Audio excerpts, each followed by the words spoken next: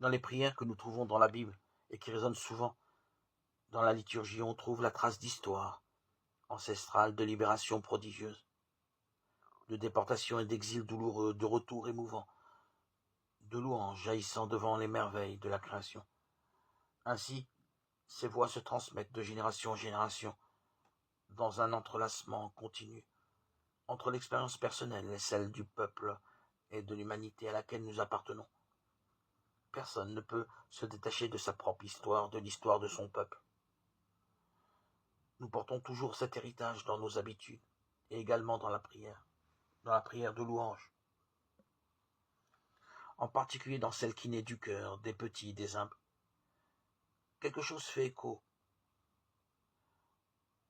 au chant que Marie éleva à Dieu dans sa parente Élisabeth, ou à l'exclamation du vieux Simon qui, prenant l'enfant Jésus dans les bras, dit ceci: maintenant, ô Maître souverain, tu peux laisser ton serviteur s'en aller en paix, selon ta parole, Luc 2, 29. Les prières, les bonnes, sont diffusives, elles se propagent sans cesse, avec ou sans message sur les réseaux sociaux, à partir des chambres d'hôpital, des moments de rassemblement festifs, comme de ceux où l'on souffre en silence. La douleur de chacun est la douleur de tous, et le bonheur des uns se transfère dans l'âme des autres. La douleur et le bonheur font partie de la même histoire, ce sont des histoires qui deviennent l'histoire de notre propre vie.